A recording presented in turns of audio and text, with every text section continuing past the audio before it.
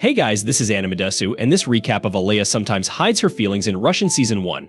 Alya is half Russian and half Japanese. His grades are the best in school. She's also excellent at sports. But she isn't just any popular girl, she is so popular that all the students stare at her and lean toward the ground she walks on. One morning, as she walked toward the school, she drew countless admiring glances. Among the admirers was Ando, a second-year student who stopped her in her tracks. He greeted her warmly, commenting on the pleasant morning, but Alya's response remained impassive. However, Alya shatters his self-worth and tells him she has zero interest in him, leaving him speechless. However, she paused when she noticed his necklace. Pointing out that it was against school rules, she left Ando standing there. Alya entered Class 1B, instantly capturing the attention of every student except her benchmate, Kuz Masachika, who was sound asleep on his chair. Alya kicked his chair hard, causing Kuz to tumble to the floor. She repeated her greeting, questioning whether he had stayed up watching late-night anime again. Alya, exasperated, called him stupid instead. Alya calls him insane, but Masachika insists that if it's for the culture, they'll gladly be put in straight jackets. She then stares as he yawns wide enough to accommodate an eggplant. She says something in Russian, and he asks what it was. She says it means he looks pathetic. Kuz, resigned, turned away, muttering a dismissive response. The introductory chemistry lesson began with the teacher explaining concepts at the front of the class. Kuz sat sleepily in his chair, his eyes half open one moment and closed the next. When he finally dozed off, Alya poked his waist with her pencil, jolting him awake. The teacher asks what the answer is, so Masachika looks to Alya for help. She points him to an answer and Masachika confidently repeats it, but he ends up being dead wrong. Kuz, feeling embarrassed, promised to do better, but the teacher admonished him for giving the wrong answer. Alya shot back with a sharp look, denying his claims as lies and slander. Alya claims she was pointing out the question number, but Masachika just knows she's full of it, especially with that evil smile. Alya then spoke something in Russian, causing Kuz's face to blush pink momentarily. When he asks what she said, she calls him stupid. In reality, Kuz understood Russian without Alya knowing. He knew she had actually said that he is cute. This wasn't the first time he had heard her say similar things before. Internally, Kuz fumed, knowing she thought he was clueless. 私はどこの問題かを教えただ。ひどい言いがかりね。嘘つけ！笑ってんだよ！バーカって言ったのよ。なんだって？ミラシカ、ミラシカ。それさっきも言ったよなОй, покраснел, прям как рыб. 誰が赤ちゃんだ、この野郎。Kuz reminisced about his childhood, recalling the Russian girl who lived near his grandpa's house. Imagining Alya's face turning beet red and her fainting if he ever revealed his secret understanding, Kuz quickly dismissed the idea. There was no way he was going to admit it now.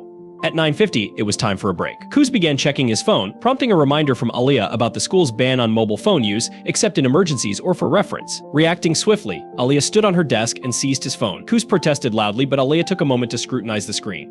She noted the silver-haired, kimono-clad figure and questioned why Tsukiyomi. Alya then muttered in Russian about her own silver hair, feeling a pang of jealousy. When Kuz gasped in surprise and asked her to repeat herself, Alya coldly referred to him as a game junkie. Kuz, taking offense, retorted that as a free-to-play F2P player, he shouldn't be labeled alongside pay to win P2W players or whales.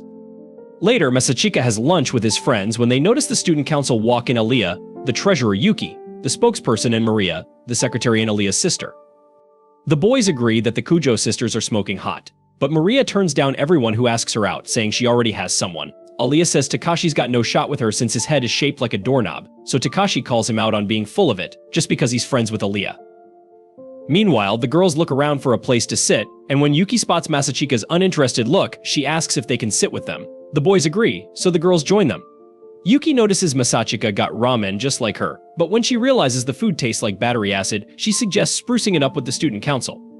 Masachika warns her not to bring personal preferences into admin matters, but she fondly tells him she's only joking. At that moment, Alya looks at Yuki like she's some stain and asks if they are friends. Yuki explains that they've known each other since childhood since they went to the same preschool. When Masachika asks if the girls are friends too, Yuki says she'd like to be, but Alya warns her that being friends with her isn't exactly fun. At that point, the boys decide to take their lunch elsewhere, and Takashi explains the girls are just too shiny for their virgin eyes. Once the dead weight has been dropped, Yuki inches close to Masachika and asks if he's considered her idea of joining the student council. Masachika says he would rather watch that 2010 Airbender movie we don't talk about. Yuki tells Alya that Masachika used to be her vice president back in middle school, and he's very capable. Alya switches to Russian and says she doesn't have to tell her that. ラー油があったらよかったけど。今度の生徒会の議題で公私混同甚だしいな。二人は仲がいいのかしら。ずっと同じ学校なんですよ。楽しようとしている最中、楽してお友達になること自体は。ところで。あ、何度も言ったろ。元生徒会副会長なんで。だから出たんだよ。中等部生徒会は意外に思われるかもしれませんが、ある人なんですよ。教えてたやつないよ。Later, Yuki says her goodbyes. Alya, somewhat taken aback, questioned their close relationship, revealing her surprise that Sue would want to be friends with Kuze. Kuze, perplexed by her astonishment, pointed out that there was already a girl who considered herself his friend, referring to Alya herself. Later, Masachika dreams of the good old days when he used to play with a blonde Russian girl. When he wakes up, he remembers how he was such a simp that he studied Russian just to talk to her. Yet he doesn't remember her name. Arriving at school early due to day duty, Kuze entered the classroom and started cleaning. He organized the chairs and cleaned the blackboard. When Alya arrived, Alya was surprised at Kuze's early arrival, teasing him about it. Kuze, noticing her socks were dirty, inquired if she had stepped in a puddle. Alya explained that a truck had splashed her on the way to school, but she had spare socks. Alya then questioned Kuze about his past involvement with the student council alongside Suo, hinting at whether he'd join again. Kuze dismissed the idea, stating he wasn't interested. Alya seemed to want to say something but changed her mind, then asked Kuze to fetch her spare socks from her locker since she had taken off her dirty ones. Kuze reluctantly agreed, fetched the socks, and handed them to her. Masachika reluctantly agrees, but when she tells him to put it on her, he tries to chicken out. She says it would be a nice treat for him for helping her get it. Alya asked him to put the socks on for her. Kuze was taken aback, stammering in surprise, but Alya insisted it was a small favor in return for his help. When he asks what she says she called him a coward. So Masachika grabs her foot and decides to do as she's asked. Alya starts freaking out, saying she wasn't ready yet, but Masachika tells her to stop squirming so he can get it in. However, he accidentally touches her in her restricted area, so she immediately kicks him in the face and gives him a peek of heaven in the process. 違うの？いえ、ご褒美。そりゃみんな当時。前から思ってたが、完璧主義かつ理想の自分、そしてその発散を。何？あ、いや、育児なしって言っただけよ。その必要はない。まあいいわ。そうだけど、何？さすがに育児なしと。ちょっと、心の準備が。どこ触って。Later, Alya gives him the cold shoulder, so he approaches her and tries to apologize. Kuze tried to apologize through messages but failed. During a break, he approached Alya, asking for forgiveness. When she tries to see if he's okay, he deflects and thanks her for giving him a preview of the promised Everland. Alya, initially cold, admitted she wasn't mad anymore and apologized for kicking him, prompting Alya to punch him hard and storm away. After 10 minutes chasing around, they both exhausted. Kuze sincerely apologized again, offering her Oshiruko as a peace offering. Alya, initially suspicious of his motives, eventually accepted it, pretending she was thirsty.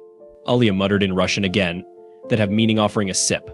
Knowing what it meant, Kuze felt inner turmoil, but he chickened out and acted as he usually did. The next morning, Yuki asks Masachika to help her clean the council room. He reluctantly agrees since he's not used to physical work, but he meets up with her anyway. They start chatting, but then Alya appears from behind some boxes, looking and knowing how close Yuki and Masachika are. Masachika realizes Yuki probably set this up on purpose, knowing that Alya likes him. They start cleaning, and Yuki keeps chatting, which seems to irritate Alya even more. Alya tells Masachika to pay more attention to the work. Yuki sees this as the perfect time to leave, so she excuses herself and goes out suddenly.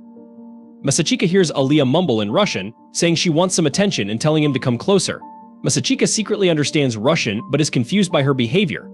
Luckily, they finish the cleaning quickly, and Masachika is about to leave when a tall senior enters the room. The senior is surprised to see the room so clean. Yuki tells him that Masachika helped, so the senior thanks Masachika and introduces himself as Ken, the president of the student council.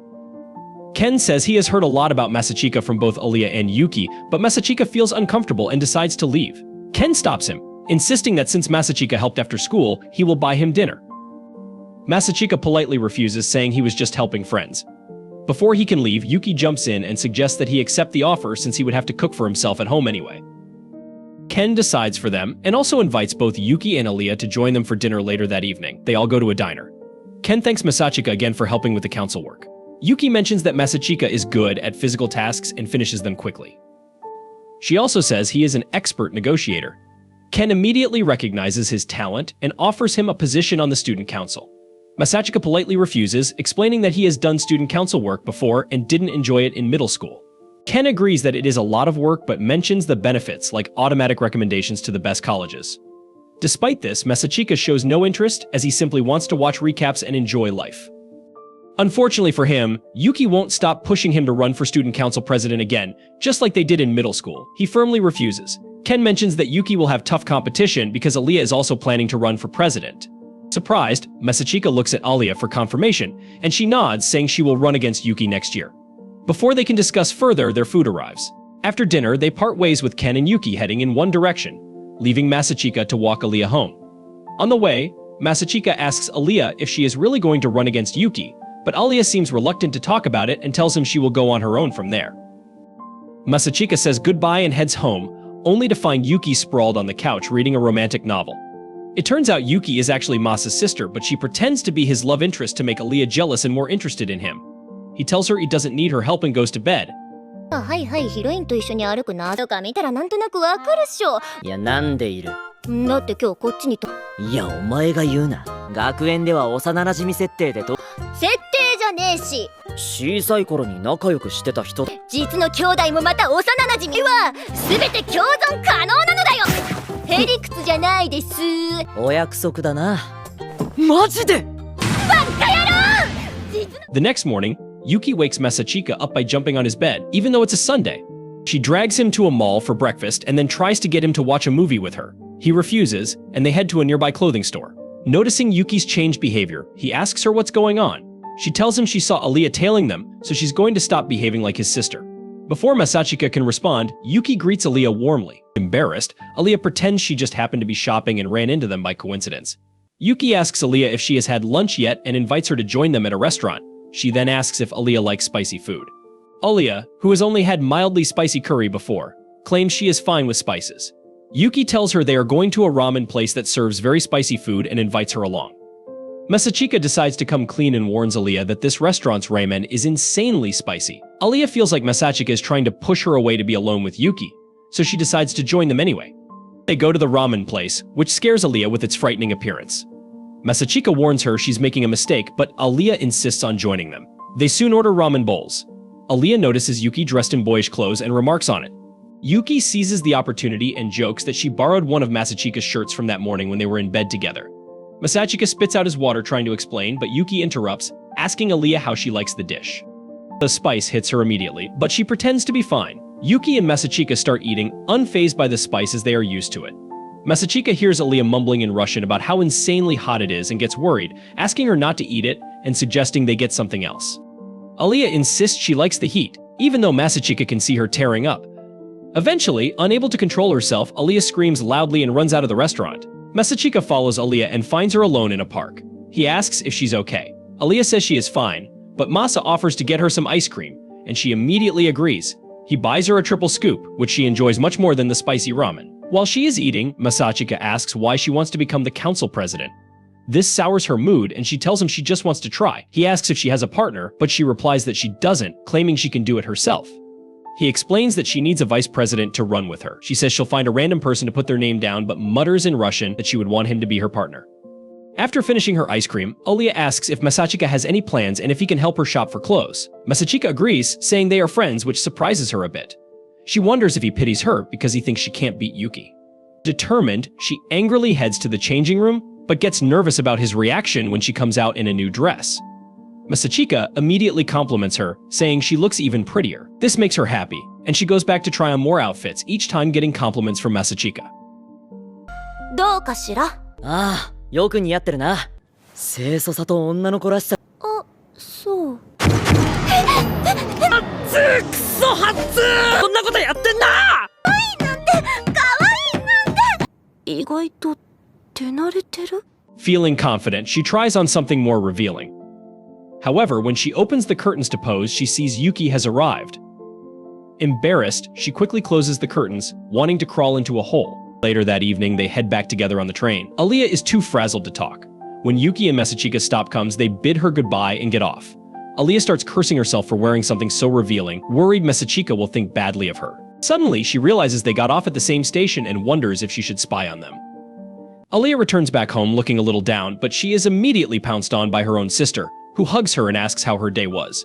Alya very lazily replies that it was fine before moving into her room. Masha, however, is not fooled so easily and asks Alya whether something happened because she isn't acting like her usual self.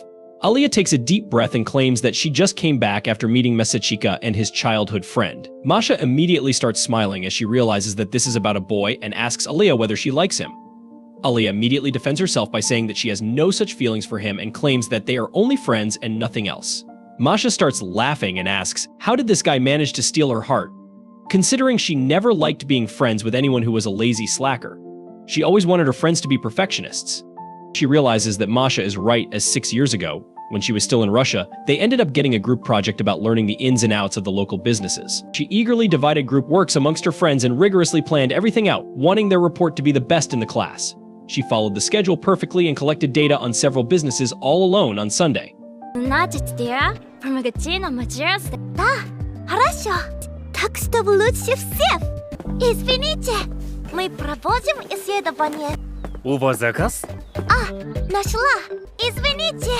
But when she went back to school on Monday, she found out that none of her friends had even started thinking about it.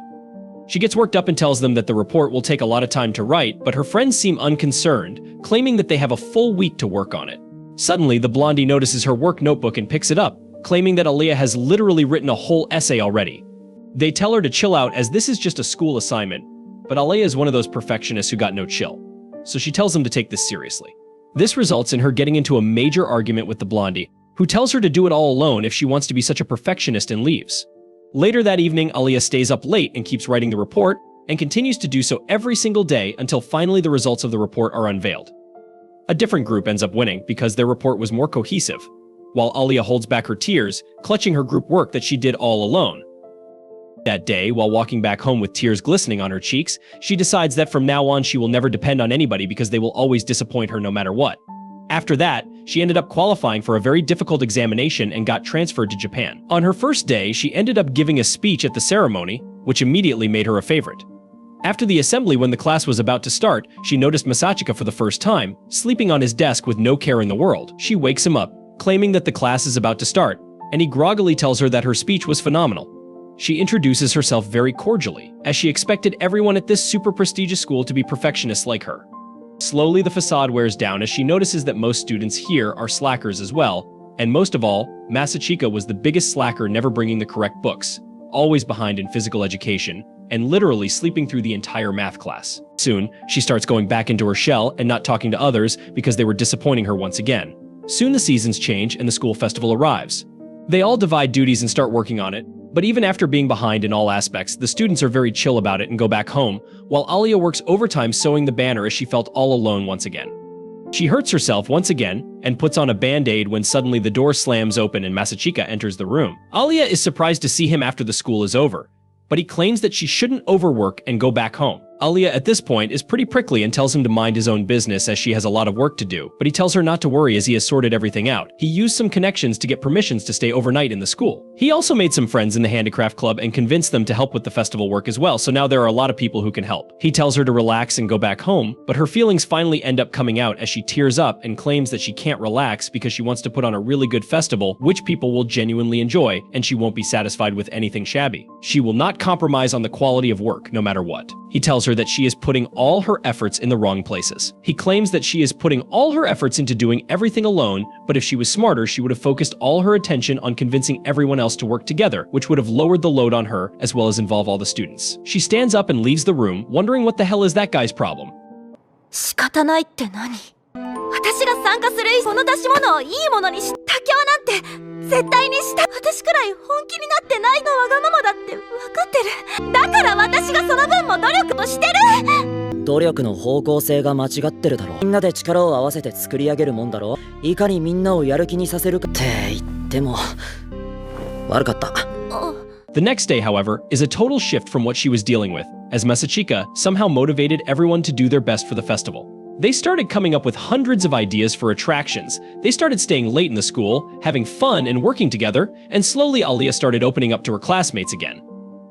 The day of the festival finally comes, and it turns out to be a total hit as their attraction ends up winning the Best Attraction in the School award by a large margin. The festival finally ends with a student dance, where Alya finds Masachika sitting all alone. He asks why she is not dancing as everyone and their mothers would want to dance with her, but she claims that she doesn't want to dance right now because every boy keeps bothering her about it. Masachika laughs and tells her that because of her attitude, everyone has started calling her the Ice Princess, but Alya doesn't seem thrilled about it. She claims that she doesn't like the fact that they call her a princess, because it makes her feel like she was born with everything, even though she has worked very hard for everything she has achieved till now. Masachika smiles and tells her that he won't call her that name. Then Alya turns to him and apologizes for lashing out at him the other day, and asks whether she could do anything for him to show her gratitude. Masachika tells her that she doesn't need to do all that as she was still the person who put the most effort, but Alya claims that she needs to repay him for his kindness. Masachika decides to take matters into his own hands and takes her arm before running into the grounds, asking Alya for a dance as her thanks. Finally, we return back to the present where Masha claims that it sounds like the start to a beautiful love story. But Alya again claims that he is just a friend because he is capable and can get things done. The next morning, Masachika goes to the student council to cover for Yuki as she didn't come that day. There he ends up meeting with Masha, who tells Masachika that she has heard a lot about him and wanted some help with shopping for supplies. He agrees and she immediately thanks him and grabs his hands. Suddenly she feels a familiar feeling as if she has met him before and asks him for his full name. Masachika tells her his full name and immediately she realizes something but keeps her mouth shut and tells him in Russian that they should get moving.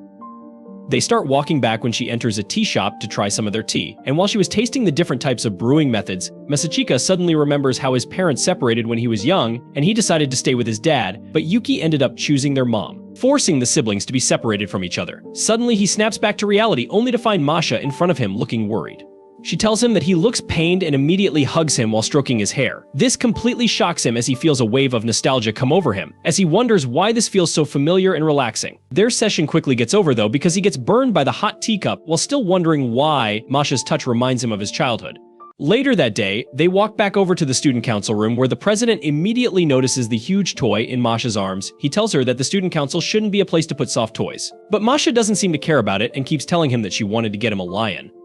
The president walks up to the shopping bags, scared. What else did Masha buy? Thankfully, the remaining things were ordinary school supplies, which brings him some relief.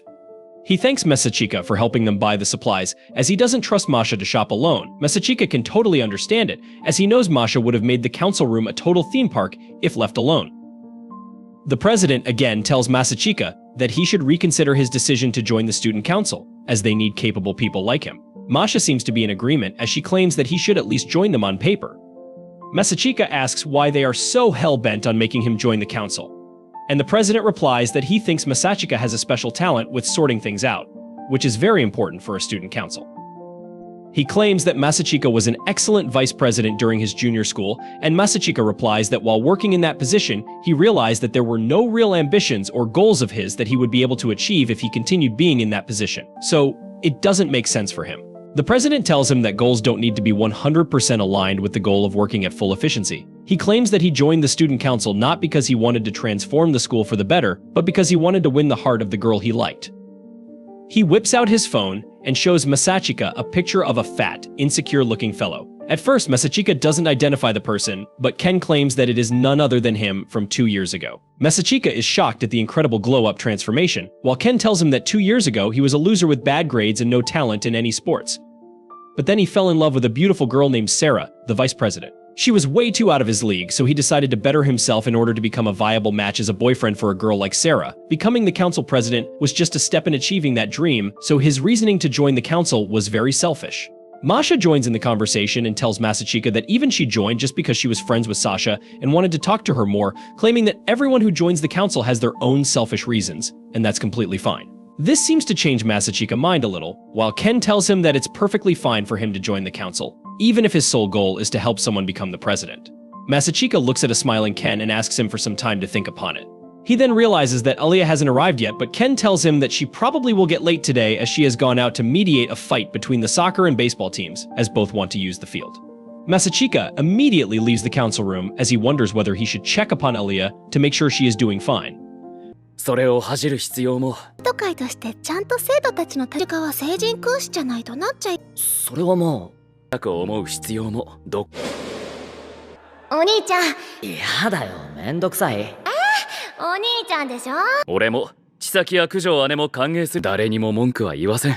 Meanwhile, Alya is not doing very fine, as both the soccer and the baseball teams are at each other's throats, hurling insults at each other like a Call of Duty lobby. When Alya tells them to talk politely, none of the teams are willing to go there. They both start arguing again while ignoring poor Aliyah's voice. She realizes that she always decided to work alone, and because of that, she has no idea how to deal with people and make them listen to her. Tears start rolling down her cheeks as she wonders whether she is fit to be in the student council. Meanwhile, Masachika reaches the area and overhears the heated discussion. While Alya failed to mediate them, Hughes decides that it is good experience for her, and was about to leave when he hears her call out for help in Russian, which only he understood. He decides to intervene in the middle and introduces himself to them as the student council member in charge of the general affairs. Alya seems surprised but relieved to see him as he quickly takes control of the situation and claims that, because the baseball team has fewer members, they will move to the smaller Riverside field. But in return, the soccer team members will help the baseball team move all their equipment. At first, both teams seemed uncertain about this compromise, but the managers of the soccer team speak up, volunteering to help the baseball team move. Seeing a couple of beauties willing to help them out soon softened the baseball team as well, and they agreed to the compromise. When they run into Ken, who asks whether everything got sorted out, Masachika immediately realizes that Ken planned all of this to begin with, as he asks Masachika for his decision about the council. Masachika takes a deep breath and tells him that he is ready to join the student council, which shocks Alya, while Ken tells him to come to the council immediately to get his joining form. Later that night, when they start walking back, Alya asks Masachika whether he is joining the council to help Yuki become the new president, and Masachika asks what she will do if he does decide to help her. Yuki takes a deep breath and tells him that she won't back down and will fight against him to become the new president, which makes Masachika smile. He tells her that he has decided to help her become the new president, not Yuki. This catches Alya off guard, while Masachika promises that he will help her become the president of the council no matter what and offers her his hand. Alya wipes off her tears and takes his hand before smiling at him, which suddenly makes his heart feel something which he hasn't felt since the time he met that blonde girl in his childhood. Suddenly, Alya twists his hand, asking whether he was thinking about some other girl right now, making Masachika sweat, who wonders what to say in this situation. だから、待ってこの手を取れ、アリャ。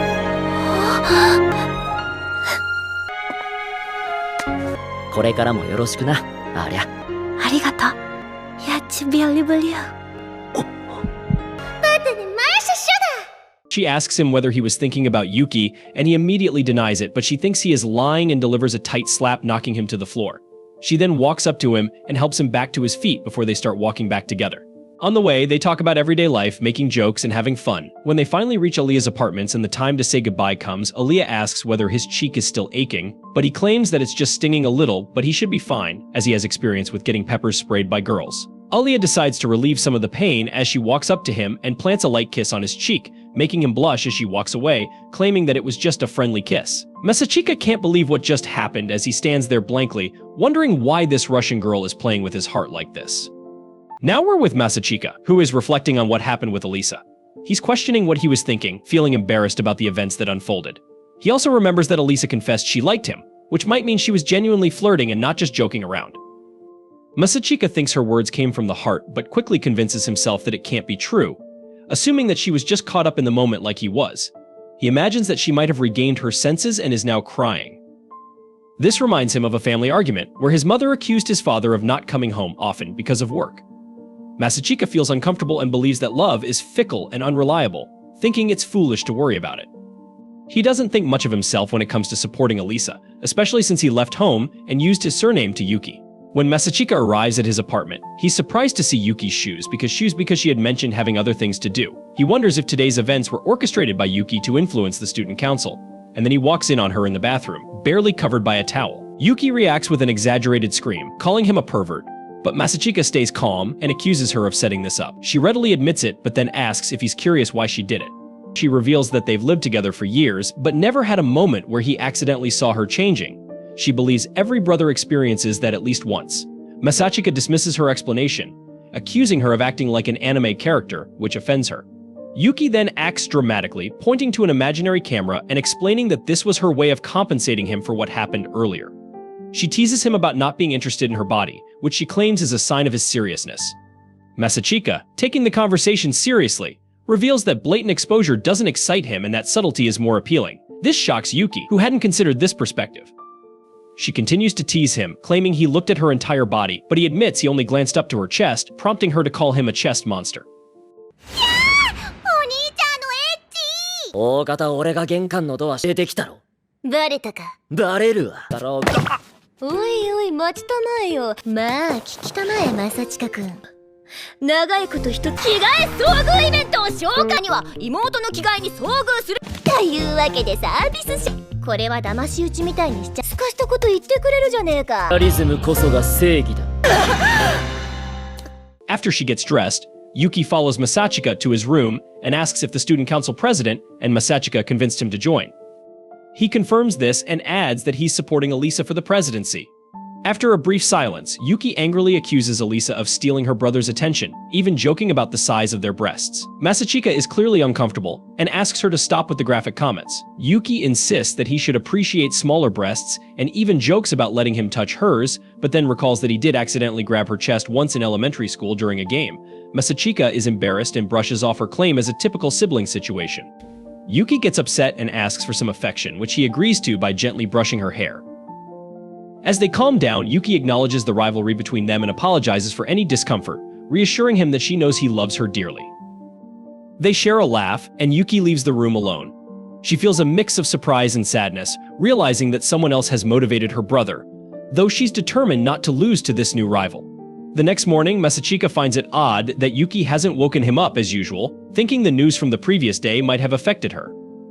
As he gets out of bed, Masachika feels a hand grab his ankle, startling him. Yuki emerges from under the bed, showing she's not depressed or anything like that. However, after a few seconds of silence, she asks for his help to get unstuck. Instead of helping her, Masachika playfully wraps her in his sheets while she complains about the smell, saying it stinks of man and that she's going to faint in the classroom. Alisa focuses intently on Masachika's arrival, puzzled by her own nervousness since he usually shows up half asleep. When Masachika arrives and greets her, she is surprised to see him looking unexpectedly sharp. Upon closer inspection, she thinks he seems different, more striking than usual, though she tries to downplay it by assuming he'll knock off at any moment. But during class, she notices him staying focused, which confuses her and makes her wonder if he's truly changing his behavior because of her. Later, in the gym, Masachika is suddenly hit on the head by a ball and steps outside for a break. Alisa follows him to check if he's okay. Despite him assuring her that it's nothing, she gets closer and compares their foreheads to check his temperature, making him nervous. At that moment, Masachika can't help but notice her large bust, remembering the rumors about her cup size. Alisa then lets her hair down, making her beauty even more striking in his eyes, which makes him wonder if she's doing it on purpose. He looks away but can't resist glancing back, confirming his preference for subtle glimpses. クゼ君、大丈夫？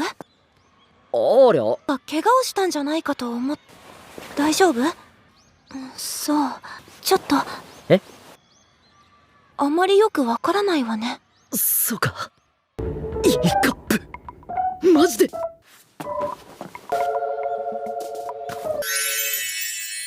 何？ユキ、こういうことだぞ。A few minutes later, they go to get some water, and Masachika is again struck by how attractive Alisa looks. In an attempt to cool off, he dunks his entire head into the water. Alisa arrives and offers him a towel, but when he refuses, she wraps him up and starts drying him herself, giving him another unexpected view of her bust. This shocks Masachika, as he's never seen anything like it before. As they talk, Alisa takes him to say goodbye to Masha, who, despite not being happy about it, remains kind. Walking together afterward, Masachika expects Alisa to insult him as usual, but instead, she turns to him and asks if he's really okay, showing genuine concern about the earlier incident. Masachika reassures her that he's fine and doesn't have a bump, but Alisa reaches out to confirm. He steps back nervously, clarifying that nothing is wrong. Confused by her kindness, he asks why she's being so nice. Alisa explains that she noticed he's been down all day and is simply worried about him. Suddenly, Masachika's stomach growls, breaking the moment. He explains he skipped breakfast, leading Alisa to think that instead of paying attention in class, he was just too hungry to sleep. Annoyed, she reveals she had trouble sleeping after their shared experiences while Masachika seemingly slept without a care. Her angry glare intimidates Masachika, who changes the subject awkwardly, quoting a proverb about turning the other cheek. Alisa snaps back, calling him an idiot and walking away in frustration, feeling her concern was wasted. Masachika, amused, notes that she's still the same Alisa. After class, Masachika asks if they can go to the student council office together. Alisa, still annoyed, silently leads the way, making it clear she's still upset. As they approach the office, they see a group of students apologizing at the door. Masachika recognizes them as members of the football and baseball teams. When he tries to enter, a tough-looking girl intimidates him. She quickly apologizes, explaining she thought the athletes were causing trouble again. This girl is Chisaki Sarashina, the vice president, known for resolving disputes with a firm hand, sometimes literally with her bamboo sword. Though Masachika had heard rumors about her, he now sees her formidable nature firsthand. Kanaki, another student, reassures her that she only threatened violence to keep order, prompting Chisaki to complain about his phrasing. Despite her tough demeanor, Masachika finds them adorable as a couple, though the impression is shattered when she roughly pats him on the shoulder. Masachika arrives, and Chisaki apologizes to Kanaki for being harsh. He reassures her, saying he's tough enough to handle it. The two share a moment, which Masachika finds bafflingly sweet, prompting a quiet comment from Alisa for him to keep his thoughts to himself. Masachika jokingly suggests that if Chisaki wore a sash, they could call her Boss Sash, which makes Alisa laugh. Masha remarks on their good relationship just as Yuki arrives, prompting Kanaki to start the student council meeting with all members present.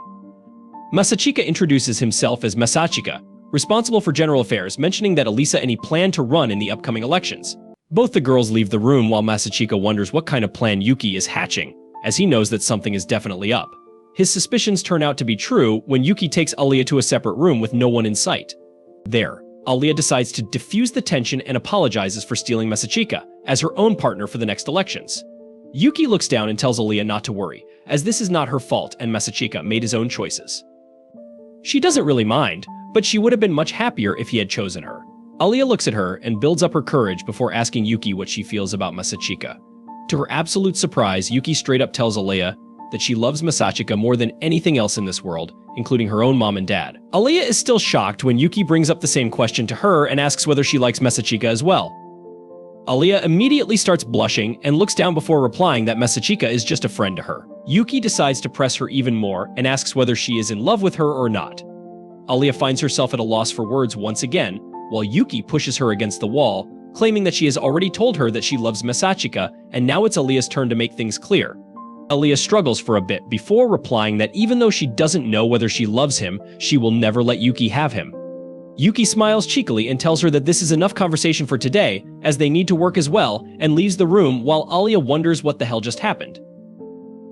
Alisa さんに不満をぶつけるつもりもありません。選んでもらえなかったことは残念ですけどね。スオさんはクゼ君のこと愛していますよ。誰よりも？ええ、愛しています。アリサさんはマサチカ君のことをどう思ってらっしゃるのですか？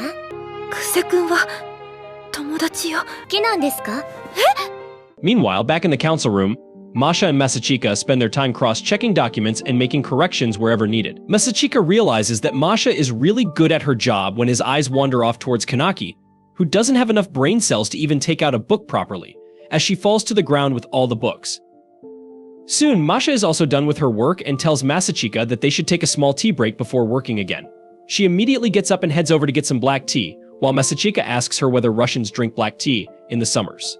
She tells him that usually they drink it only during the winters, but since her mother is Japanese and loves black tea, they drink it very often in the summers too. This makes Masachika think about how the girl he liked when he was young also had a mother that loved black tea. When Masha breaks his thoughts and asks whether he knows a lot about Russians, he lies and claims that he has only watched a couple of movies, and that's it, while in fact, he studied really hard to learn as much as possible about Russian culture. Masha soon sits down beside him and starts eating spoonfuls of jam before every sip of tea, which is also a Russian thing. Masachika also tries to do this, but it is too sweet for his taste. Soon after that, Yuki and Alya return from their errand, and Masha immediately sets out to make tea for them as well. Alya looks a little grumpy but puts her chair really close to Masachika and sits down, asking if he has any problem. Masachika immediately looks over to Yuki and realizes that she has pulled some new trick this time and wonders what's going to happen. Masha cheerfully asks Alya whether she found any guys she likes and would love to marry, but Alya shakes her head, softly whispering in Russian that it's too early for marriage. Masachika looks at her when Masha puts down a huge plate of jam in front of her, which she starts gulping down angrily. Soon, the president dismisses all of them, and Masachika starts the walk back home with Alya while the sun starts setting. He wonders what Yuki told her, as she looks very stressed, and decides to do something about it. He invites her to a small cafe, claiming that they should discuss a little about their presidential election because they don't get much time during school. Alya whispers in Russian, asking whether this is a date, which makes Masachika blush, but he pretends not to understand it and enters the cafe with her. よし、今日はここまでにしておくか。たち2年は少し先生と話があるから。お疲れ様でした。設定なんかやったよな、ユキのやつ。ああ、ありゃ。なんで？今後一緒に会長選を目指す。よかったらちょっと寄っていかないか。まあいいわよ。じゃあ寄ってくか。にсвidanieと? あなたはそういうつもりだったんですか? They sit down, and she gets 2 big boy smoothies so she can post them on social media. When Masachika decides to address the Russian in the room and asks whether something happened with Yuki, she gives him an annoyed look and tells him that nothing happened, which just makes him absolutely sure that Yuki pulled some trick on her. Suddenly, Alya asks Masachika whether he is dating Yuki, but Masachika outright denies it, claiming that he would date his own mom before dating Yuki. Alya looks at him suspiciously, so Masachika decides to clear the air and tells her that Yuki is not as ladylike and innocent as she looks and promises that she is simply messing around and teasing her. This makes Alya relax a little while Masachika tells her that they need to do something about Yuki because, as it is, they will definitely lose the elections. Alya looks at him a little frustrated, but he claims that this is the truth. He explains that usually there are many more candidates fighting for an election, and after a general meeting where the candidates are supposed to have a brainless debate like Biden and Trump, half of the candidates drop out because they realize they don't have any support. Then, finally, the top 3 candidates are chosen to run in the election, and among them, one is chosen. Unfortunately, this time, everyone thinks that Yuki will win by default, and because of that, no one is even interested in standing against her. While Masachika is giving his monologue, Alya is completely distracted by the fact that even though they are alone in a cafe, he is not acting even a little shy, as if he comes here with different girls every single day. She ends up biting her entire straw before deciding to stress eat right in front of him. Masachika is a little surprised by this, which breaks his train of thought. Alya decides that this is the time to pull the classic move of sharing the same spoon. She asks whether Masachika would like to have a bite, but when he denies, she still tells him to have 1 bite. She extends the spoon while he asks for a different one, but Alya tells him to shut up and open his mouth as these things are very normal in Russia. Masachika looks at her face and realizes that she is clearly lying but opens his mouth regardless and rejoices at the first deep-throated indirect kiss that he has ever had. 生徒会長になることのメリットは実際生徒会長としいけどな。させればいいのよ。一口食べる？別に遠慮しなくていいわよ。はい、どうぞ。でもほら早く。ロシアじゃ普通よ。ほら、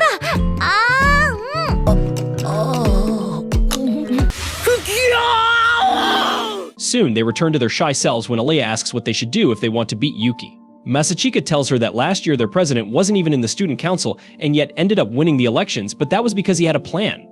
Masachika explains that, at the start of the year, Ken was a fat, average student with poor grades, but as the year went on, he lost all the weight and started doing better academically.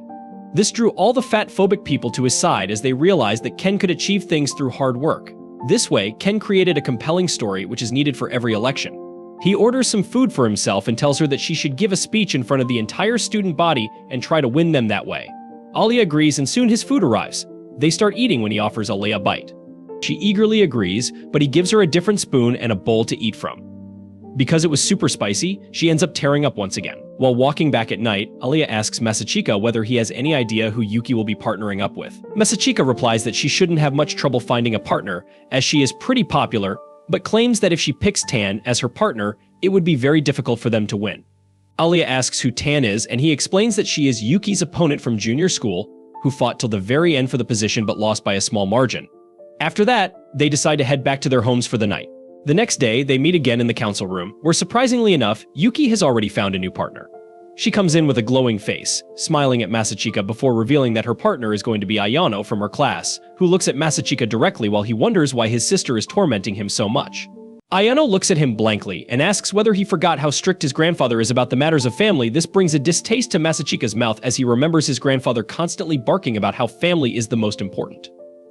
He tells Ayano that Yuki is still the most important person to him in this world, and he would always be by her side, but at the same time, he is going to help Alya win these elections, and that's his final decision.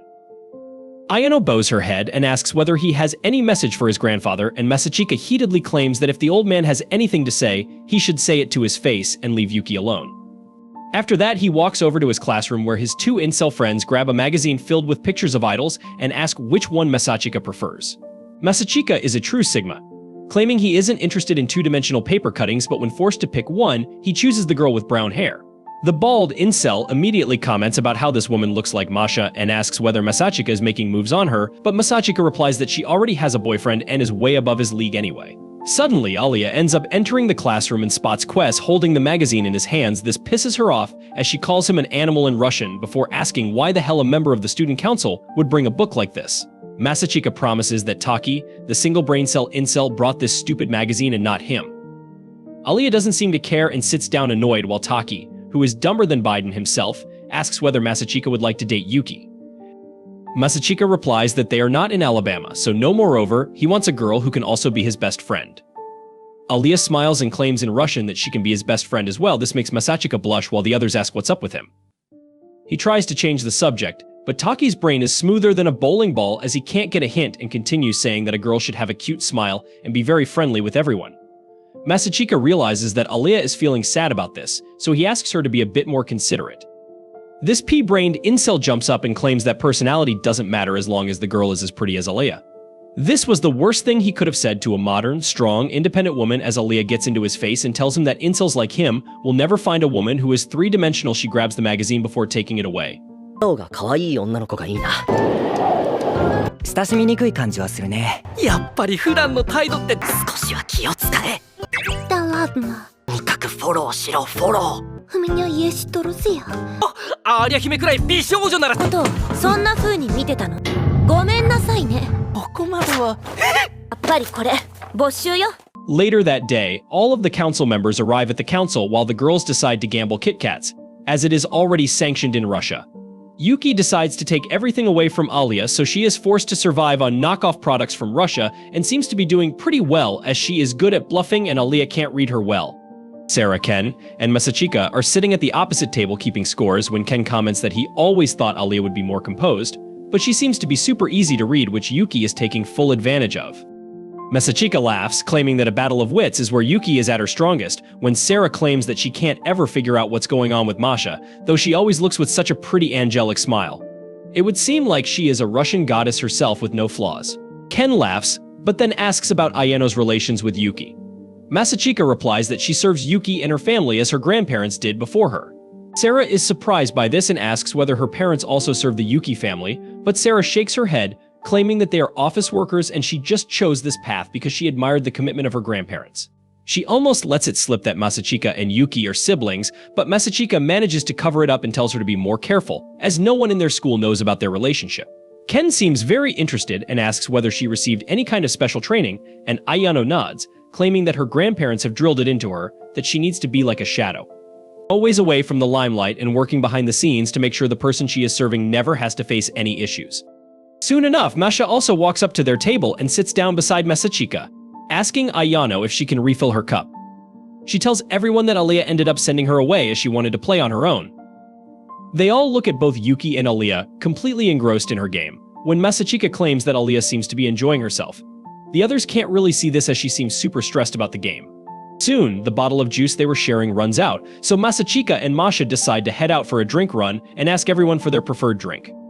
Literally every single person in the room mentions a different drink, but Masachika ends up remembering all of them exactly after one listen, which surprises everyone as he simply walks outside. While walking with Masha as the sun was setting, she thanks him for standing in the elections with Alya, as it means a lot to her. Masachika replies that she doesn't have to thank him for something like that, but Masha claims that this is very special as Alya never lets anyone help her, as she hates depending on others. But surprisingly, she is willing to get help this time. Masachika straight up asks whether she intentionally acts like a stupid thought around Alya. This takes Masha by surprise. But she smiles, claiming that she doesn't want to compete against her own sister as she knows Alya is a super hard worker. This makes Masachika think about his own overachieving sister, who looks so elegant at school, and wonder whether she pretends to be a total nerd at home. He comes to the decision that the person at home is the actual Yuki and not what she becomes at school. Masha asks Masachika why he pretends to be a lazy person when he is super responsible. This catches him off guard, but he smiles and claims that he wants to live his life without disappointing anyone, so he tries to act lazy so no one depends on him ever. Masha smiles warmly and pats him on the head, telling him that he is doing a great job. Masachika feels like her dog but kind of likes it as well. いいお姉さんなんですね。今の話、アーリャちゃんには内緒ね。真面目な一面を隠しているのは。マーシャさんみたいに誰にも頼られないよう。よしよし。頑張ってる頑張ってる。俺は別に。クゼ君は大丈夫よ。The next morning, Alya gets stream sniped by Tan, the old rival of Yuki, who stops her in the middle of the school and asks why the hell she stooped so low that she pulled Yuki's partner to join her team instead. Alya is shocked at this and doesn't know what to say, while Tan asks her whether she is scared that she would have no chances of winning if Yuki was partnered up with Masachika. Everyone in the school hears this fight and starts watching, embarrassing Alya even more, who tells her that Masachika himself wanted to be in her team, but Tan refuses to believe it. Thankfully, Masachika arrives at the right moment and tells Tan to back off, as he indeed chose to run with Alya, and Yuki knows of this and doesn't mind it either. He tells Tan to apologize to Alya, but she walks to him straight up and challenges Masachika to a presidential debate. She claims that people like Masachika shouldn't have a place in the student council, let alone the elections, but Alya intervenes, telling her to back off if she wants to debate him. She will have to go through her. Tan turns out to be a total savage and tells Alya that she is simply a puppet who gets good grades but has no social or life skills, so she will just get herself embarrassed. However, she claims that it might be better for the entire school to get rid of the eye candy from the presidential election, so she challenges both of them to a presidential debate at once. The next morning, both Kuze and Alya head over to the council president, revealing their encounter with Tan. This confuses the president, who claims that Tan is a respected student and very smart as well. This means that it wouldn't be very easy to win against her in these debates. Alya doesn't seem to be bothered by it, but Masachika mentions that they don't really have anything to gain from it since Tan is not even in the presidential race. However, Alya claims that it would still give her an opportunity to show her skills and ideology against Tan in front of the student body, which might win her some more support. Later that day, both Masachika and Alya go over their game plan. Masachika tests Alya by listening to her answers against Tan's accusations until he is satisfied with her preparation. Before they were about to leave, Alya asks whether Tan doesn't like Masachika. He looks off into the distance, replying that he thinks that both of them respect each other equally, and they don't have any bad blood. In fact, Tan was a very good friend of Masachika during middle school. This surprises Alya a little, who asks why Tan would turn against Masachika this way. He replies that Tan probably thinks he is simply trying to bring chaos into the elections. In Tan's eyes, Masachika is leaving Yuki when she is at her strongest to support a different candidate for absolutely no reason other than to spark some troubles in her way and make things more interesting, which Tan doesn't like. The next morning, they both walk down to the auditorium when they are approached by a girl named Mia, who is basically Tan's friend. She seems to know Masachika already and tells them to relax a bit before walking ahead. Alya doesn't really like the way Mia carries herself, but Masachika claims that she is very popular among the students, so her words carry a lot of weight. Alya realizes that a person with connections can definitely be a threat, but Masachika tells her not to worry about that and to focus on the debate first. The auditorium soon starts getting filled up by students from every class, gossiping about the elections. Alya slowly starts getting nervous at the sight of so many students, who are probably talking about how she is not worthy of this position. She starts spiraling very quickly, thinking about how she has never made a meaningful connection with anyone before. But Masachika snaps her out of it and tells her to calm down, as her enemy today is not Tan, but the perfect vision of herself that she wants to become. He tells her to Netflix and chill for a while. If anything goes wrong, he will handle it. This calms her down a bit, and soon they all take their positions as the debate starts.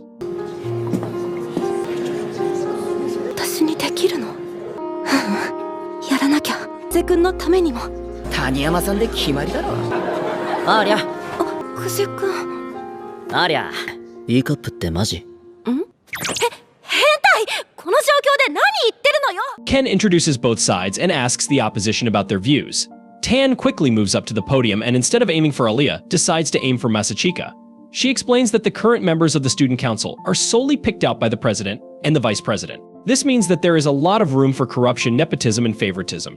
She claims that students who have never achieved anything in their life, who get average grades in academics and are no good in sports, suddenly become members of the student council. This makes them of higher status than every other student who has been working hard to achieve something. She continues that the members of the student council should be solely picked out on the basis of their grades and performance in extracurricular activities by the teachers themselves, so that they can get rid of lazy slackers who do nothing but create chaos for everyone. This really impresses everyone, as the entire student body claps.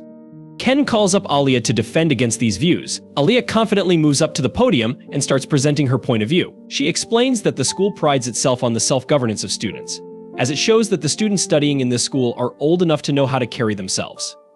Moreover, if Tan believes that the student council needs the help of teachers to decide something as small as choosing the members of the council, then it simply means that she is weak-minded and doesn't think she can do that on her own. Additionally, academic grades are not everything, as people have their own strengths and weaknesses. A slacker who is average in studies can have incredibly amazing social and problem-solving skills, which are very important to the student council. Masachika realizes that Alya has saved her position, but Tan decides to interrupt and starts questioning. However, all her questions turn out to be trivial as Alya calmly manages to answer everything.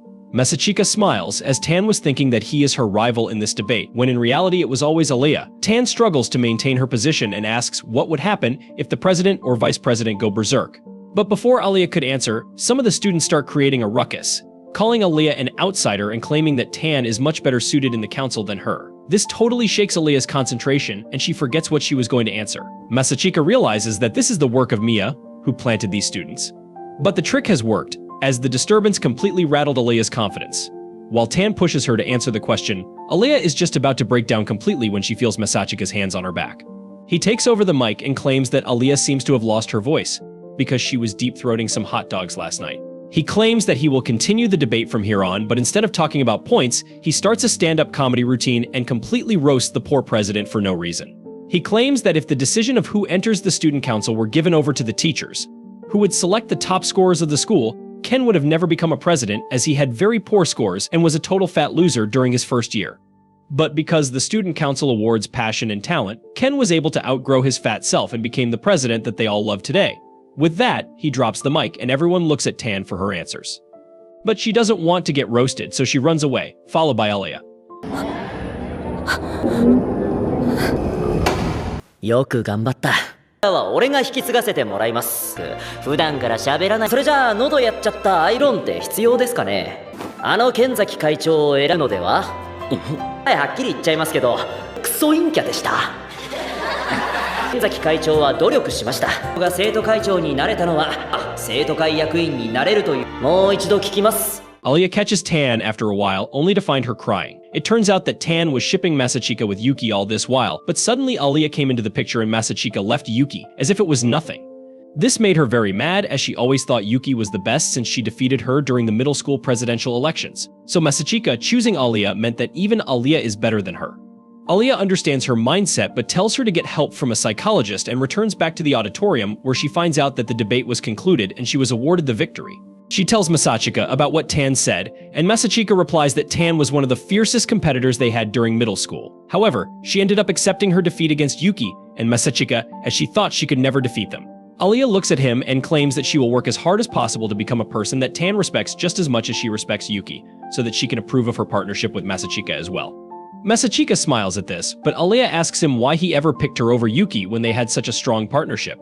Masachika looks down, sad as he remembers how he was forced to be away from his sister and wanted to make it up to her by supporting her throughout life. But he decides to keep this information hidden and tells Alya that he never truly wanted to be a vice president and hated the spotlight. He owed Yuki a favor, so he was forced to do it. But this time things are different, as he himself wants to support and work with Alya, who he believes would definitely make an excellent president.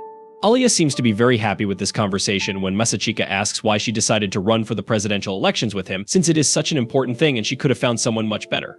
Alya replies in Russian, and for once, even Masachika doesn't understand what she said. She immediately gets up and starts walking, while he follows her, asking what she just said to him. Alya smiles playfully and tells him to learn Russian if he wants to know what she said. As night fell over a luxurious mansion, the family patriarch was discussing with Yuki about the conference where Masachika had debated against the arrest of Taniyama Industries. The man recalled that this girl had competed with Yuki until the end of the elementary school presidential election. He had expected great things from her and was disappointed that she would back out in the middle of the debate. Yuki simply replied that she must have had her reasons, and the man understood that whatever they were, it gave Masachika campaign legitimacy. In any case, he reminded Yuki that she must not lose, no matter who her opponent might be. The girl acknowledged her grandfather's words. He emphasized that perhaps the girl was not as talented as Masachika, but at least Yuki understood that with great gifts come great responsibilities that Masachika had run away from. He was born with incomparable talents and unmatched privileges, but he threw it all away. For this reason, losing to him was something that could never happen. After this conversation, Yuki's mother asked if she was still close to Masachika. Upon hearing that she was, the woman felt relieved and told her daughter not to worry about it. After closing her bedroom door, Yuki demanded a hug from Ayano, but just a hug wasn't enough for her. So, Yuki rubbed her face against the maid until she felt better. 頑張りなさい。はい。綾乃。はい、ユキ様、止まりました。よ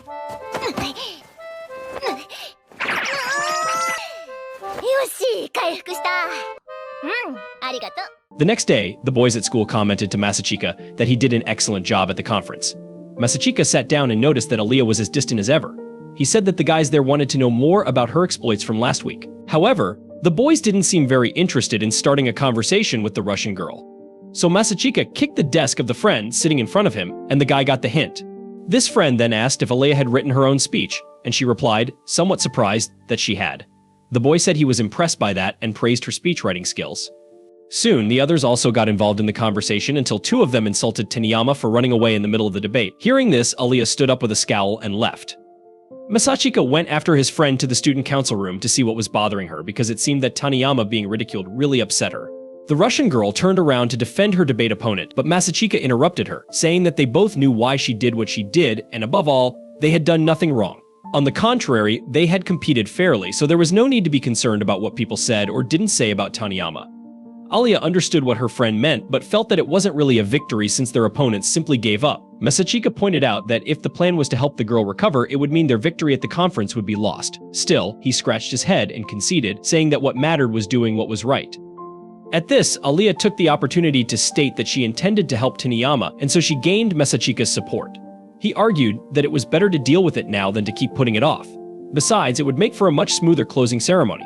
Even so, the Russian girl was afraid of causing too much trouble for the boy, but he reassured her that he was there by her side no matter what, which touched her deeply. With that said, Masachika noticed the office chair swaying and realized someone was there under the desk. Kanzaki and his girlfriend had squeezed themselves into whatever space they could to avoid being discovered, but they ended up giving themselves away in the end.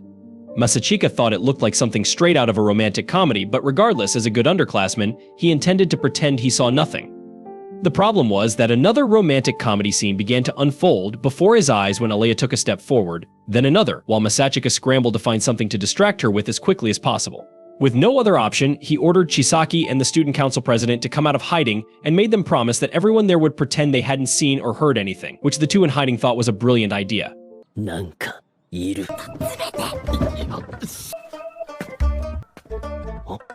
あれなんだこれ。何がダメかっていろいろとダメだ。で、いつまで隠れてるつもりですか？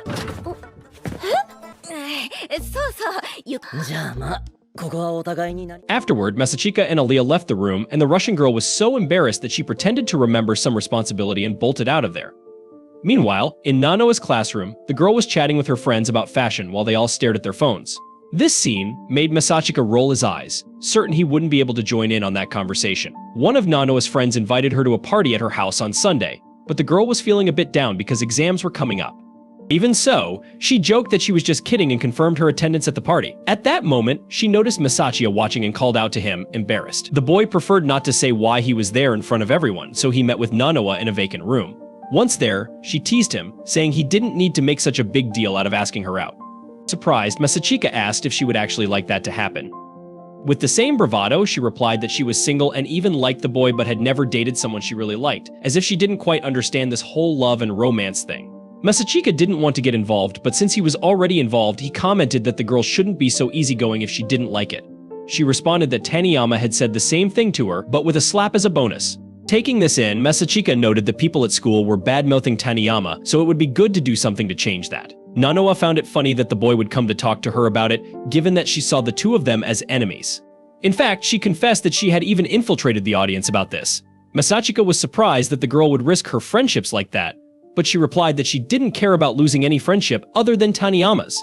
Masachika assumed that people like Taniyama, who have a burning flame within them, must be a complete mystery to Nanoa. She added that someone who possesses a brightness you lack will always be attractive. In fact, Nanoa believed that both she and Masachika were unhappy cynics clinging to their radiant partners, so she joked that an evil scheme should be concocted in this room right now. Masachika preferred to stay on the good side and suggested that the two of them spread a rumor to justify Taniyama's abrupt exit from that day's debate. Nanoa pointed out that this could cast doubt on his victory, but Masachika was already aware of that. With nothing to lose, Nanoa agreed to the plan and left without further ado. Just as abruptly, Ayano showed up in the room with Yuki, startling the boy. Yuki accused her brother of getting close to Nanoa, an enemy, and that's why they decided to eavesdrop on the conversation. Not buying this story, Masachika asked for the real reason, and the girl revealed that she was pretending to have a secret meeting, not realizing an actual secret meeting would be taking place. To make matters worse, Alya appeared at the door and saw her running mate chatting with their opponents. Immediately frowning, Masachika asked her not to jump to conclusions. Although Alya pretended everything was fine, she left pouting and cursing him in Russian. Yuki teased Masachika, saying this scene was typical of someone who goes to deliver a thank you meal to others but ends up revealing a sinister secret of the one who helped them. With that, Masachika told her to stop imagining cliché scenes. おいおい、俺のことはお忘れかい、ブラザー。マジでなんでいるんだよお前ら。マサチコ様がお呼びのようでしたので。先回りして教託の裏にひっそり教室で密談ごっこしてたら、マジで何やっとんねんお前ら。ノア嬢と接触を図っているの。また机の下かよ。クゼくんいるの？ふーん。何かよちとやつ。In a flashback, Taniyama saw Nanawa with a boy and confronted her friend because it was a different guy than before. Nanawa didn't pay much attention and replied that he's her boyfriend now, so she didn't see a problem with it. However, Taniyama slapped her, saying that Nanawa sells herself too easily and should value herself more. Remembering this, Nanawa touched her face, thinking her friend shouldn't have been so angry. Upon returning to the classroom, the first thing she did was spread the rumor to her classmates, saying that Taniyama fled the debate because she was mad at her after finding out Nanawa had planted spies in the audience. Meanwhile, in another classroom, Masachika tried to explain to Alya that he ran into Yuki and Ayano by chance, but the Russian didn't seem to believe him, pretending to be happy about seeing 3 childhood friends so close. Fed up with the drama, Masachika changed the subject and asked if she wanted to study with him after class. Alya asked if this was some kind of joke, offending him.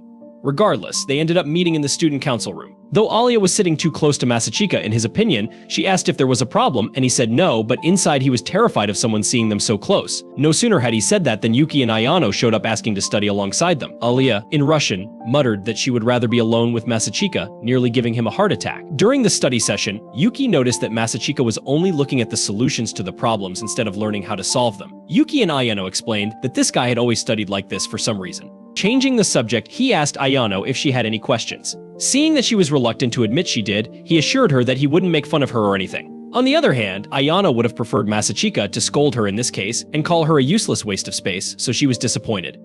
Alya butted in and asked if the 3 of them were really childhood friends because somehow they seemed even closer than that. However, before the question was answered, Masha entered the room with her famous tea and served it to everyone. She found a book on hypnosis and asked who it belonged to. Masachika explained that Chisaki had confiscated it from someone the other day. The girl whined for her sister to hypnotize her, but Alya ignored her. So Masha started pestering Masachika, who didn't know how to say no. Soon he was simply trying a hypnotic induction on the girl, asking her to focus on his finger and repeating that she was getting sleepier and sleepier. When he clapped his hands, she would fall into a deep sleep. After doing so, the girl completely knocked out. Masachika quickly flipped to the part where the hypnosis was undone. According to the book, the person in charge should touch the hypnotized person's shoulder, which he did, bringing Masha back to reality. じゃあ、クゼくんがやって。ですけど催眠誘導。ワクワク。あなたはだんだん意識がほーら、だんだん私がパンと手をたた指？そのようで。ほい。マーシャ先輩、そういうのいいから。とりあえず一旦催眠術解くか。Alya didn't believe her sister was telling the truth, so Yuki suggested that she be hypnotized to see for herself. Masachika repeated the process and proved he'd become a master of hypnosis by putting the Russian girl to sleep, even catching Masha indirectly. Yuki saw the potential for mischief in this situation and suggested a more mischievous act of hypnosis, while Ayano was thinking of something more innocent, like discovering a personal secret from the 2. Ignoring the maid's suggestion, Yuki induced the 2 girls to become increasingly flirtatious. They both stood up, and Masha pulled Alya and Masachika onto her lap. Yuki got frustrated because she didn't expect Masha to be the one to form a harem. Masachika asked to leave but wasn't allowed to. Alya felt uncomfortable in her clothes and started taking them off slowly, with Masha following suit. Masachika tapped the Russian girl's shoulder before things got out of hand while her sister tapped Masha, but it didn't work. At that moment, Chisaki opened the door and saw the whole scene. Yuki quickly explained what was happening. Thus, Chisaki sprang into action, neutralizing the hypnotized girls with slaps and waking them up. Then, she got ready to beat up Masachika for seeing the girls in such a state.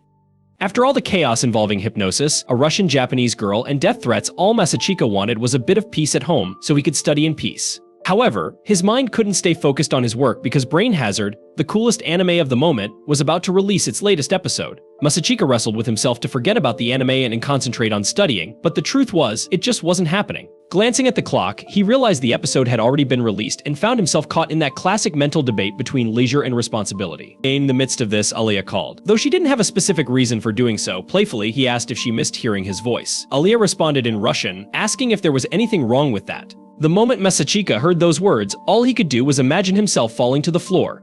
He remembered that Masachika had told her he tended to get silly when he was alone, so she asked if he was managing to study. Masachika admitted he was having trouble staying focused and wanted to know how Alya managed to keep her head straight in moments like this. To keep his mind motivated, Alya suggested a bet. Since their exams were starting the next day, if Masachika placed among the top 30 students in the school, she'd do anything he asked. If not, she would get to make the request without thinking too much. Masachika said it sounded like a good deal either way, but he quickly realized his mistake and warned her up front that he wasn't interested in any masochistic demands or anything of the sort. Alya brushed that off and said the name in Russian, claiming she had just given him a hint. Masachika pretended he didn't understand, and the two sealed the deal. Curiously, Alya didn't seem too bothered by his outburst, which had been happening more often lately, so Masachika pointed out that she was starting to get under her big brother's skin. Alya quickly reminded him that they were the same age, but Masachika noted that her birthday was on November 7th, while his was on April 9th, which made him older. After making that observation, Masachika noticed that Alya's enthusiasm in the conversation had waned, so he awkwardly said goodbye. As he hung up, he reflected on the fact that Alya had somehow figured out he was losing focus, and he wondered if they were developing a mental connection. ヒントよ。俺にこの提案をしたことを後悔させてやるぜ。スルースキル上がったよな。知ってるわ。今のは命令されたいとかそういうクゼくん、いつから私のお兄さんになったのよ。転入した時にクラスで話し。俺誕生日4月9日だから。それじゃあわざわざありがとな、アリア。また明日。また明日。In truth, Alya had called because she was spooked by a horror movie she'd watched but couldn't bring herself to admit that to him. What bothered her most, though, was learning that Masachika's birthday had already passed and he had said a word that hurt her feelings, as she couldn't understand how her best friend could do something like that.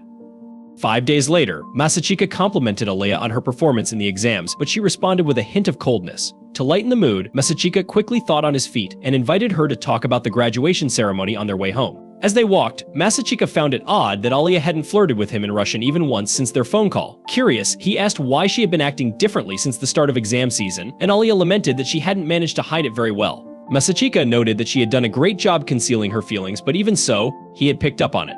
Seizing the moment, Alya asked if he cared enough to pay that much attention to her. He assured her that he did, because Alya was a precious partner. His words softened her mood, and her cheeks flushed red as her inner turmoil stemmed from needing reassurance that she was important to Masachika. Still, she wanted to know why he hadn't invited her to his birthday party, so she worked up the courage to ask. Masachika explained that he hadn't thrown a party at all, assuming that celebrating birthdays must be a Russian thing. After all, he hadn't had a birthday party since elementary school. Nevertheless, this was the perfect opportunity for him to ask if Aaliyah had really wanted to celebrate his birthday with him. She defensively explained that in Russia, not inviting someone to your birthday meant you didn't want that person in your life anymore. Masachika wasn't entirely convinced by that story, but he invited Aaliyah to celebrate his belated birthday anyway as a way to prove he valued their friendship. The next day, they planned a celebration 3 months late and met up in town. Masachika felt the heat but knew it was better to be dressed this way than in the long-sleeved uniform, as Alya mentioned that the student council president was looking into getting cooler uniforms for the school. Masachika glanced around and noticed that everyone was staring at them. When he looked back at Alya, he saw that familiar aura of beauty surrounding her, and it made him understand why she attracted so much attention. He commented on it, and she explained that it was simply the price of being beautiful. He imagined she would get hit on a lot if she were alone, and indeed she did, though Alya often responded in Russian until they gave up. Masachika was glad that Alya didn't let any smooth talkers string her along, to which she pointed out that his reaction showed a possessive streak, almost as if they were a couple. Masachika admitted that he tended to act that way when he was out on a date. Embarrassed, Alya, who had realized she was indeed on a date with the boy she liked, commented in Russian that it was her first time. Masachika wasn't sure if she meant her first time with him or her first date ever. でも会長が夏服を半袖からじゃないか。マジで街行く人が振り返る。何？いや、なんかめっちゃ注目さ。相手が諦めるまで。てっきり毒舌と暴力で激立ってなくて何よりだなって。デートの最中は少なからずか。Rivalry。デート。そうね。They soon arrived at a restaurant that was usually pricey but offered some great lunch deals. Once inside, Masachika gave a quick rundown of how the graduation ceremony worked. First, the candidates for student council president would present their political goals, followed by their running mates explaining why they supported their candidate. Then came the most important part. Even though the event didn't involve a formal vote, there was something similar to it. After each pair spoke, the audience reacted, and the crowd applauded only for whoever they wanted to win. Alya asked if it was possible for a candidate to receive no applause at all, and Masachika explained that it was. In fact, he imagined they wouldn't be able to match Yuki's applause due to her popularity, so their goal was to keep the gap from being too large. Alya thought this strategy was too defensive, but Masachika considered it a realistic assessment of the current situation. Speaking of which, he planned for their team to give their speech before the competitor, because the first speaker often gets a more subdued reaction while the crowd weighs its options.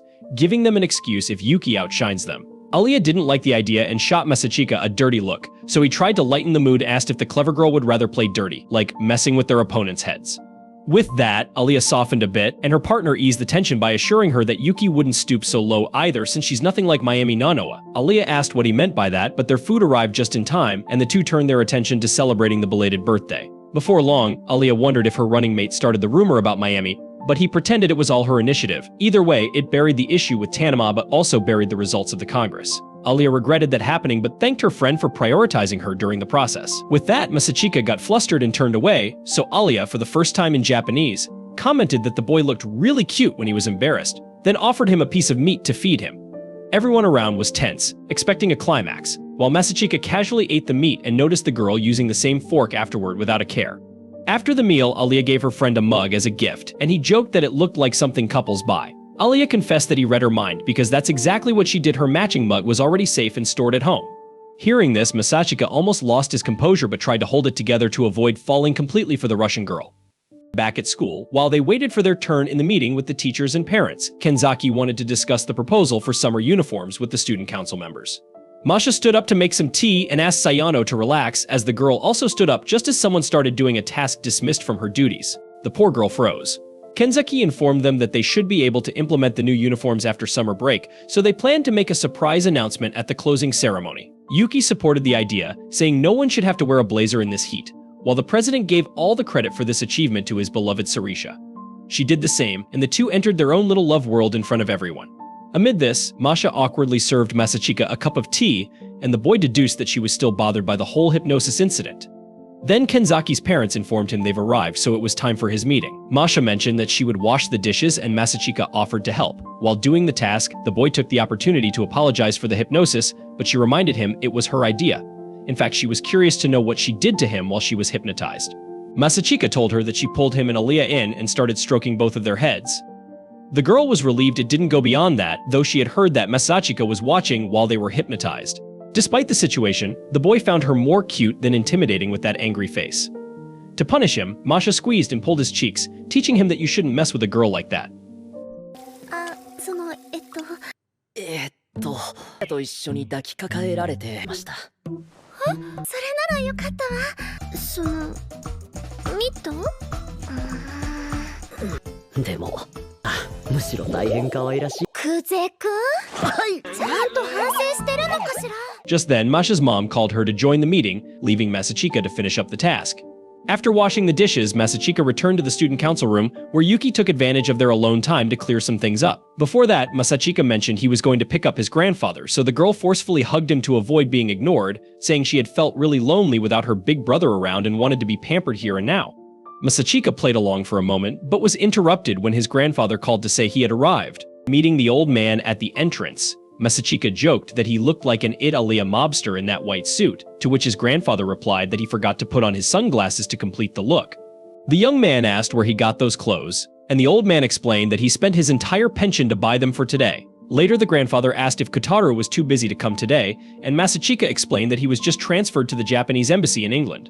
Amid this idle chatter, Alya showed up and was practically ambushed by Masachika's grandfather. The boy explained that this crazy man was obsessed with Russia while trying to keep him in check. Beside the girl, Aliyah's mother finally introduced herself as Kujou Ami and mentioned that her daughter always talks about the boy at home. Embarrassed, Masachika hoped it was all good things until he noticed his grandfather had disappeared. The old man had wandered off to ask the Russian girl to marry Masachika and join the family, forcing Masachika to regain control over the madman. Aliyah's mother also teased her daughter about this marriage talk. After the meeting, Masachika ran into a woman named Yumi, triggering a heavy memory from his childhood. When greeted by Masachika's grandfather, she returned the greeting by calling him her father-in-law. A couple of days passed by, and one night, Masachika dreams about the time when all he wanted to do was make his mother happy and proud. He would get the best grades in his class, only to try and make his mom happy. Even after that, he started playing the piano like a prodigy, finding everyone clapping for him apart from his mom, who still looked kind of sad. This made him try even harder, thinking that what he was doing was not enough. But his mother snapped one day, telling him to once in a while like a normal man instead of being a spoiled boy who is always with his mother. This finally snaps Masachika out of his dreamy state as he realizes that he is burning with fever. He somehow drags himself out of bed when the bell rings. He opens the door, pissed off, but everything goes out of the window when he spots Aaliyah looking like a candy cane in front of him. He is shocked to see her there while she tells him that Yuki told her he was sick, so she got the meds for him. Masachika realizes that even during his sickness, Yuki is playing her usual games and tries to take the med bag away. But Alya claims that she is here to nurse him as well since he is a lonely nobody in his life. But Masachika lets her in, and soon they are in his room. Alya looks a bit taken aback as she has never been in a boy's room before, opposed to Yuki, who has been to every boy's room in their school for a night. She asks whether he has eaten anything and then proposes to make him a special Russian soup with vegetables cooked until falling apart. Masachika agrees to eat but immediately rejects the dish when Alya tells him that it takes 4 hours to cook. Alya then offers him some disgusting porridge, and poor Masachika has no option but to agree and eat it quietly. She heads down to the kitchen, and like a total brain-rotted Gen Z, she starts watching Animedesu on YouTube. She soon snaps out of it and decides to cook when she notices the cup she gave him in the dishwasher, which makes her happy. A little while later, she brings the porridge to Masachika, wearing an apron that any man of culture would appreciate. She sits down and hands him the porridge before asking why he is such a lonely incel and where his parents are. He quickly replies that his dad is busy at work and that he doesn't have a mom. Alya decides not to pursue this topic further and tells him to rest while she works in the living room. Masachika ends up oversleeping and wakes up late in the evening, expecting Alya to have left by now. But when he comes out, he notices that instead of one maid, there are 2 maids. He would have gone for a classic old-school 3-way, but Masachika decides to play the waiting game. Ayano immediately comes beside him, telling Alya that she can leave now, but Alya claims that Ayano is Yuki's maid and not Masachika's. Ayano quickly replies that Yuki sent her here and asks whether Alya shouldn't work for her big day tomorrow. Masachika immediately asks what they are talking about, but Alya doesn't reply and turns around to leave. She tells Ayano to take care of Masachika and walks out the door without another word. どうぞ肩をお貸しします。てるみたいになってるから。どこを切り取られて炎上するか。君島さんは離れなさい。メイドの務めですから。ユキ様が正親様のお世話のメイドではなく、ユキさんのメイドでしょ。世話は私が引き継ぎます。これはメイドの務めです。ただ学校があるだけよ。Ayano takes him back inside and hands him some of the Russian soup that Alya made for him, which he really enjoys before heading back to bed. But Ayano keeps pestering him, asking whether he wants her to massage his back or help him take a bath. Masachika is definitely stronger than me, as he rejects all these options, claiming that he just wants to sleep. The next morning, he ends up oversleeping once again and heads out to find Ayano still there, cleaning the house. She asks whether he is feeling better, and he replies that he feels great before sitting down for some lunch. She gives him a bowl of noodles and his daily medicine, but something bothers Masachika since it's not like him to oversleep.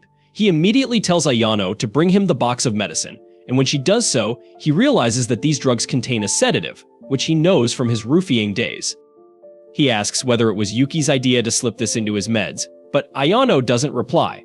Masachika realizes that something is wrong and immediately starts dressing up before leaving for school, even though Ayano told him not to. He runs toward the class when he hears 2 students talking about how Alya gave it her all, but Yuki is just much better. He realizes that Yuki has made her move already and used his sickness to her advantage.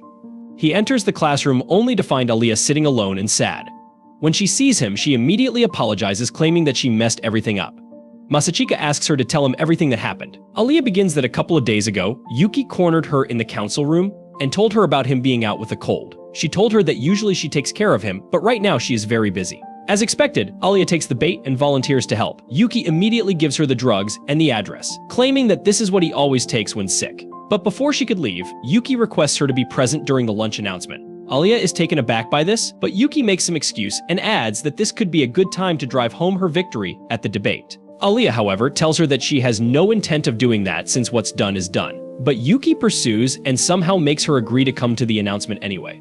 After she agrees, though, Yuki's behavior changes as she claims that Alya must not be taking her seriously if she is letting her advantage go this easily.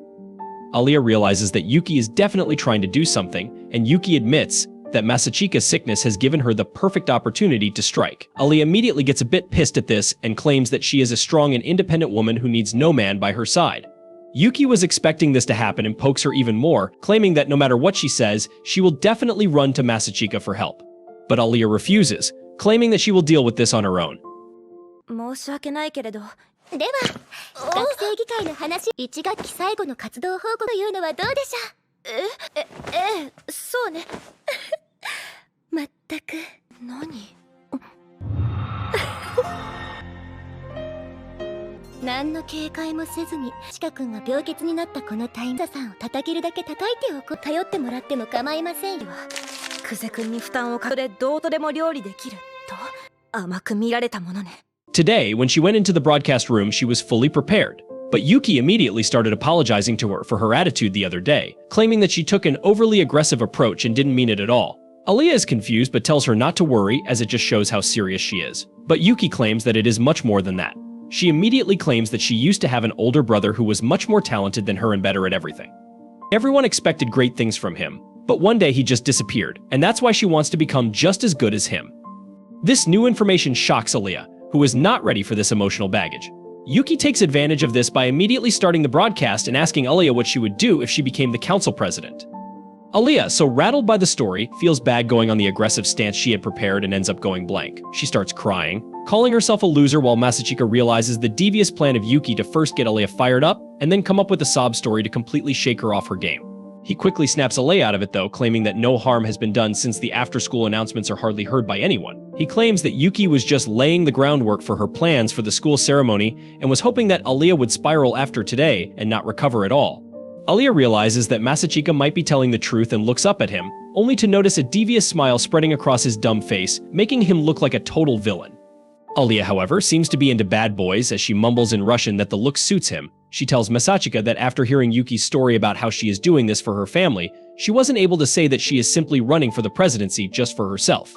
But Masachika tells her to keep her head held high and her middle finger higher since she doesn't need any noble reason to pursue something she likes. He reassures her that she is perfect in her own way and is more charming than Yuki can ever be. This really wins her confidence back as she smiles and claims that she still feels bad for Yuki and her dead brother. This pains Masachika to know that her own sister is pretending that he is dead. Suddenly, the door opens and the school thought arrives alongside Mia, not Khalifa. Mia immediately apologizes for her behavior during the debate and the fact that she never said sorry afterward. She asks Aliyah why she didn't declare her victory over the microphone during the broadcast. Aliyah replies that she never won the debate, as Mia ended up leaving the podium, so they can't call it a victory. Mia realizes that Aliyah is very prideful but has her own pride and claims that she herself will announce it during the closing ceremony. But Masachika stops her and hatches a plan alongside them to help Aliyah standing. Mia agrees to help them as a way to apologize while Aliyah asks, weren't they trying to go for a draw? But Masachika claims that Yuki fired the first shot, so it's now their turn to pull the trigger. The next morning, Aliyah gives a big practice speech in front of Masachika, who seems to like it a lot. He claims that if she manages to give a speech like this tomorrow, then their win is guaranteed. However, Aliyah is not so sure about herself and asks Masachika how he manages to interact with the audience. Masachika tells her that she can easily get the attention of the audience if she keeps one shirt button open. But before Aliyah could even reply, Yuki enters the room alongside Ayano and immediately starts slinging insults at Aliyah for using her massive honkers to win over the audience. Aliyah claims that it's not her fault that Yuki is flatter than the earth. While Masachika wonders what will happen if they start fighting right now, he tries to break up the confrontation. Aliyah tells Yuki to get ready for defeat as she is going to whoop her ass with her speech tomorrow. Yuki turns her attention towards Masachika, asking if he is mad at her for taking advantage of his sickness. Masachika claims that she is like his pet dog, whom he wants to give head pats for daring to bite him, teaching her a lesson to never try it again. This worries Yuki, who wonders whether he will force her to get stuck in the washing machine again. Before the matter could escalate further, Ken arrives with the other members of the council, claiming that it's time to decide who will go first tomorrow. They get ready to toss a coin to determine the speech order, and the honor to flip the coin goes to the beautiful Masha. The coin is tossed in the air, and as it comes down, Yuki wonders why her brother tried to intimidate her just now, as it's usually not his style. He likes to operate from the shadows. The coin comes down, and Aliyah guesses wrong, which means that Yuki gets to choose what to do. She wonders whether she should let Aliyah go first to find out Masachika's plan, but at the same time, the person who goes first has an advantage. So, Yuki decides to call Masachika's bluff of trying to scare her and decides to go first to secure a decisive and dominant victory. お姉ちゃんをバカにした。見ててね。えい。先行で勝ちの空気を作れれば、なんであんなに露骨に威圧してきたんだろう。高校でお兄ちゃんの出方を売った方が。はい。取れた。じゃあ、はい。それじゃあゆきちゃん。アーリャさん、昨日の校内放送の私の狙いはもともとアーリャさんだ。お兄ちゃんの狙いは。それでは先行でお願いします。The next morning, the students assemble in the auditorium. One by one, the student council members go ahead and address the students. Finally, it's Yuki's turn. she steps out to the podium and confidently talks about how she is going to run for elections next year. She claims that if she becomes president, she will ensure that all students are heard equally by putting out suggestion boxes. Even though this is a pretty lame idea, she sells it very well and even promises to open an account on FeetFinder. This gets all the guys riled up and they start shouting in her support. Meanwhile, Masachika realizes that she is playing pretty dirty again, as she simply yaps on the stage without really meaning anything. He asks whether Alya is feeling fine, and she seems pretty determined and concentrated. Soon after that, Ayano is called on stage, and she immediately captures all the attention with her cute face as she starts talking about how amazing Yuki is and how she wouldn't have missed if she was the trump shooter. People start clapping at this, and she finishes strong. Finally, Alya enters the stage and steps up to the podium. Everyone looks at her massive assets, forgetting where her eyes are. However, she gains their attention immediately as she starts talking in Russian. People look at her, wondering whether she is Putin's agent, but she eventually reverts back to English, apologizing for her Russian.